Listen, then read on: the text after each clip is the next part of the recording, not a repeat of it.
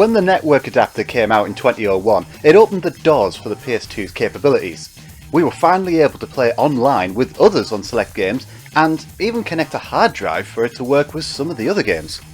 Now in Europe, over the course of the PS2's lifespan, I don't think we even got a single game that could use a hard drive. We didn't even get Final Fantasy XI on PS2. But I had always hoped to be able to get a hard drive, hook it up, and be able to take advantage of that otherwise unused IDE connector. Now it was nearly 20 years ago when I got my network adapter, and I've had a lot going on at the time, so I didn't really delve into it, but little did I know that there were people working behind the scenes in order to take full advantage of having a physical hard drive in a PS2, including running homebrew and their game backups. Now I've slowly been backing up all of my games, so I'm using the discs less, so with 20 years in the making, is it worth modding a PS2 to play your game backups today? Hello fellow gamers, and well, I did it, and I'm going to show you how much of a bloody farce it was.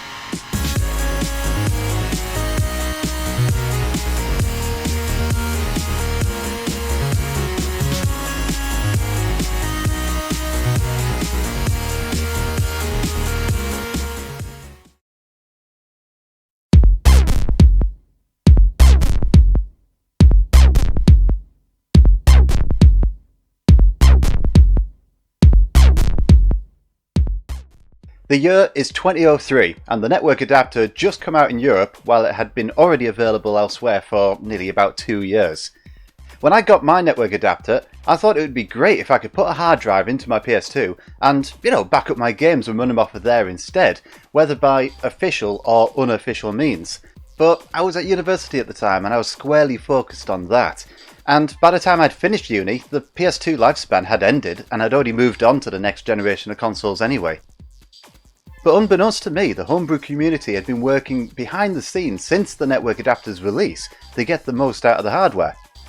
I revisited it recently and I found just how far it had come. With some tweaks, I was able to open up my PS2 so I could back up my games on an internal hard drive. Now what I'm going to give you now is an abridged version of what I had to go through in order to achieve this. Now this isn't a guide by any means, and it's likely any of the resources that I'm going to quote down below are going to change over the years. But I wanted to show you what I went through so that you can judge whether it's worth it for you. As many of us know, the PS2 network adapter includes an IDE connector so you can connect a hard drive to it. Back then, IDE hard drives were the norm, but hard drive technology has advanced quite a lot in the last 20 years. Today, you can still buy IDE hard drives, but they are harder to come by and are quite a bit more expensive than the alternatives. Now the alternatives of course are getting either a USB hard drive or an internal SATA hard drive. The USB option I imagine is a little quicker and easier in the long run, but well, like a chump, and because I wanted to put that huge gap inside my PS2 to use, I opted for the internal SATA option.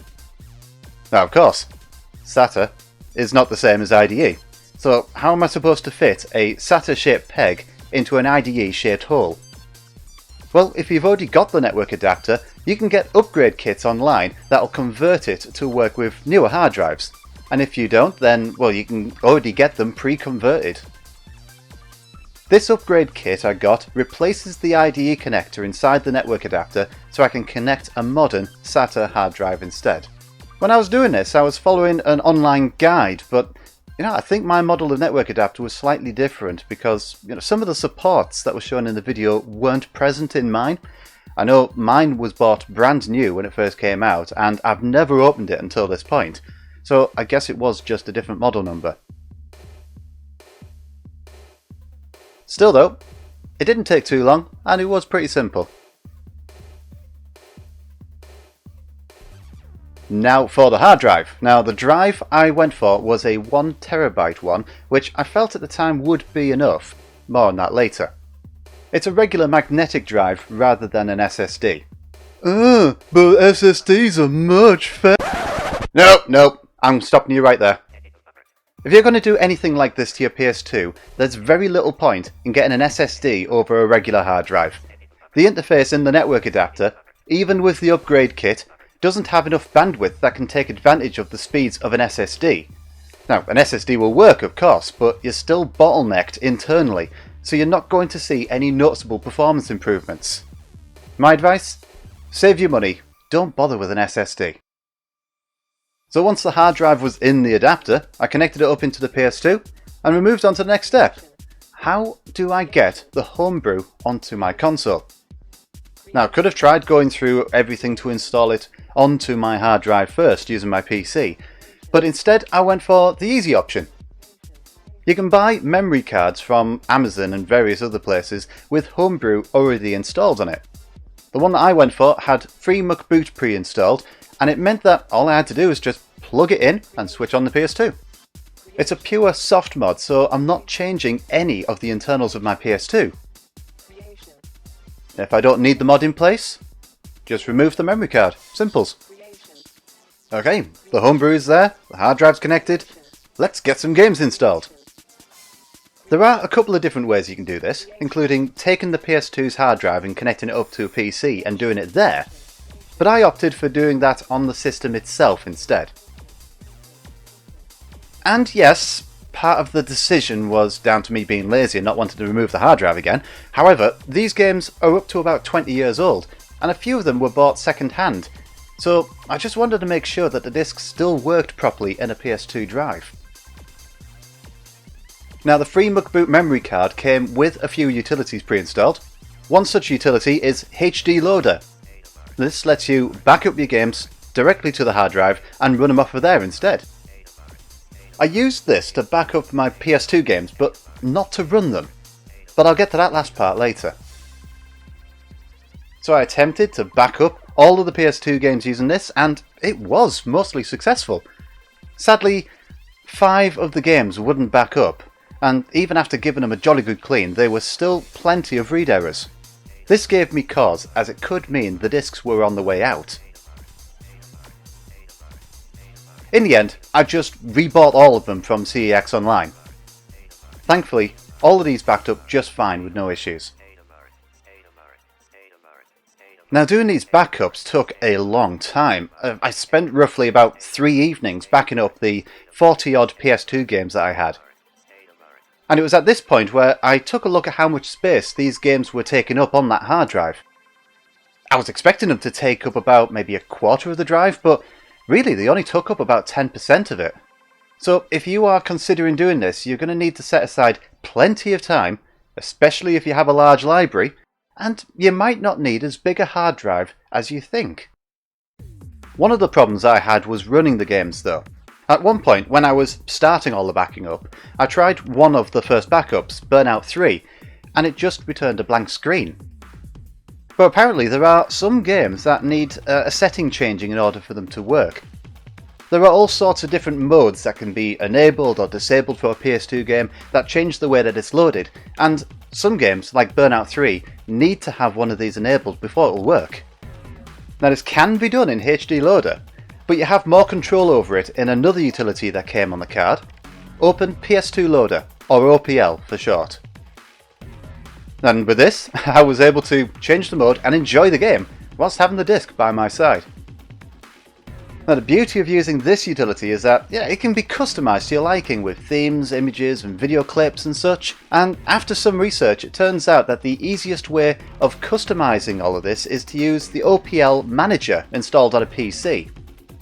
And if you're lucky, there's none of that disconnecting and reconnecting your PS2 hard drive involved. If you've got your PS2 connected to the same network as your PC, you can directly transfer all of the files from your PC to your PS2 over FTP. It was from here on out that things became much more of a farce. Before I could do anything, OPL Manager had to recognise all of the games that were installed on my PS2. And I had to jump through hoops to get the PS2 recognised by the PC. OPL on the PS2 has a built-in tool to share the installed game list over the network, and it simply would not work. So in the end I had to download a newer version. I had to copy that onto a 128MB USB stick, plug it into the PS2, and I used ULaunch ELF, another pre-installed utility on the memory card, to copy the files from the USB to the hard drive. I then had to run that before I could get the game list to appear on my PC. But getting the PC to detect it meant I had to change some of the Windows settings. After that though, using the PC software was very easy. It grabs game box art and game details from an online database and it saves them locally. Now once I'd gone through all of my games, I then needed to set up FTP access on the PS2 so I could transfer everything back. Again, I had to use Ulaunch ELF to set this up. But when trying to transfer stuff over, OPL Manager often wouldn't detect the PS2, it would detect it and the connection would drop out again before everything's transferred over. So in the end I just used FTP in Windows Explorer instead, as it was quick and easy. I just copied everything across to the PS2 using that. Finally though, after all of that toing and froing, I got all of my games on my PS2 hard drive and they were presented rather nicely. I've got to say, all of this was in big contrast to running homebrew, say, on the Wii. The hardest part there was getting the homebrew onto the Wii, but after that, backing up the games and getting game art was a whole lot easier. On the PS2, getting the homebrew on is simple, but getting everything set up afterwards was a time-consuming pain. Undeterred, I wanted to move on to the next step. Could I get my PS1 games backed up as well? I mean, I don't have that many, about 20 or so it shouldn't take long to back all of them up, right? So it turns out, after reading a couple of more tutorials online, there were even more hoops that I had to jump through in order to do this. So firstly, I had to install a PopStarter emulator in order to even play the PS1 backups on the PS2, and this wasn't included on the free McBoot memory card. So I had to hunt that down and download it and all. Luckily though, because I've got the FTP server working on my PS2, I didn't need that memory stick anymore. I was just able to copy it straight over. And well, unfortunately, there isn't a utility on the PS2 that backs up PS1 games, at least from what I've found anyway, so I had to do it all on my PC. On top of that, PopStarter only works with VCD files, so what I had to do was use ImageBurn to make a backup of each game on my PC into bin.q format, and then use a program called PSX VCD to convert them all into VCD format in bulk. And to rub it in even further, apparently PopStarter won't even recognise the PS1 backups unless the image files are renamed properly. They all have to be renamed to begin with the game's serial number. Now luckily OPL Manager will do this for me, so I had to bring all of those games into OPL Manager, bulk rename them all, and I figured while I was in there I grabbed as much cover art as I could for them. The next step was to prepare the PS2 hard drive for all the PS1 games. Wait a minute, can't I just copy them across? No. Apparently not. All of the PS1 games had to be stored in a separate partition on the PS2 hard drive. And as it happens, Ulaunch ELF had a tool called HDD Manager which lets me do this. So I created the PS1 games partition, which apparently I had to call _.pops, though apparently pops 1 through 9 will also work, and decided since the hard drive was already oversized that I'd just make it the biggest it can be. A whopping 128 gig. With that partition created now, I thought I'd test the waters with just one game first before I commit any more time to transferring everything over. Makes sense, yeah? So I just went ahead with the first game that was on my list alphabetically, 3D Lemmings. I copied over well enough, in good time actually, so I fired up OPL on the PS2 to give the game a whirl. And it wasn't there. To be on the safe side, I went ahead and updated OPL as well, as there was a newer version available than what was on my free McBoot memory card. So I went through all of that, and it still wasn't there. However, there was something I noticed. I went into the settings and I noticed that the PS1 Games Display mode had now appeared. It most definitely wasn't there before. So I set that to auto, and now the PS1 option in the GUI was selectable. And it was showing 3D Lemmings! Yes! Great! We can get PS1 games on here now. Let's give it a go. And the game wouldn't go past the first loading screen. So after thinking, oh god, what else do I need to do to get this to work? I soon discovered that apparently 3D Lemmings is not compatible with PopStarter. The next game on my list, however, Bomberman, was compatible. So I tried to copy that across as well, to see if anything was working. Except it wouldn't let me copy the game across. I figured, okay, the connection's lost, I guess, so I restarted the PS2 as well as my PC just to see if that would help. But when the PS2 booted back up, that POPs petition that I made earlier vanished. Completely gone. It was nowhere to be seen. Everything else was there, all of my utilities and all of the PS2 games, but the petition for the PS1 games had ceased to exist. As much of a pain that is, I thought, well, there was only like one game on there anyway. It's not a problem, I'll just create it again. Except it wouldn't let me. It would just get stuck and freeze on this screen. Something was seriously wrong. After many attempts at creating a new POPs petition, in the end, I just had to take the hard drive out and plug it into my PC in order to give it a once-over. I used a program called WinHip to check the status of the hard drive. And you know what? I'm glad I did.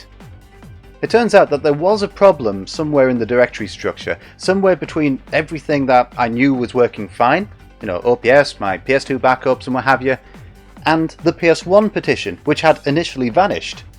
Fortunately, WinHip was able to repair it, and I was able to recreate that petition again on the PS2. I had lost everything that was in there, but, you know, everything equates to just a copy of 3D Lemmings, so it wasn't the end of the world. Now I was able to copy Bomberman across. It was able to find it in the OPL. I tried to load it. Success! Bomberman was working perfectly fine. Finally, I was able to get PS1 backups on my PS2 as well. So then I started to transfer all of my PS1 backups across to the PS2, even the incompatible ones. I mean, who knows? They may be compatible in the future. I didn't use Windows Explorer this time though, because for some reason it just wasn't showing all of the PS2's directories properly. So instead I had to change to another program, FileZilla, to copy everything across. Now doing this took another whole evening, but eventually I had all of my PS1 games as well backed up on my PS2. So that was everything. All of my PS2 games, all of my PS1 games, all of them were backed up on my PS2 ready to play without the discs, and there's plenty of space left on that hard drive when I pick up any more new games for my collection. So the question after all of this, was it worth it? Overall, it took me about 1.5 weeks of evenings to get this up and running the way it is. I've got all of my PS2 games backed up, all of my PS1 games backed up, and little need now for me to use the discs anymore. Now if before I started I knew that it was going to take this long to set up, I probably wouldn't have bothered. Although, converting the network adapter and getting the homebrew working, that's all fine as far as I'm concerned. Even backing up just the PS2 games was easy enough. So if that's all you're going to be doing without any bells and whistles, it is definitely worth it. Just reconsider what size of hard drive you're going to get, because it might not need to be as big as you think. My mistake was going a couple of steps further than that, getting all of the artwork on there and going as far as to get all of the PS1 games backed up as well. That was the biggest farce in doing all of this. Having said that, now that it's done, and I know what I have to do in order to do it, I'm glad that all of my PS1 games are backed up too, but the whole setup process is not something that I'd care to repeat. I think what didn't help my expectations was that my past experience of backing up games in this manner was on the Wii, where it was super simple to back up the games on a USB hard drive and have everything presented really nicely with all the right box artwork. On the PS2, the bare minimum of backing up games is just as simple, but doing anything beyond that demands much more of your time. I'll say, setting up a PS2 to run backup games like I have, it's not for the faint of heart, and if you're going to ask a mate of yours to do it for you, you'd better have a creative lager for them as compensation.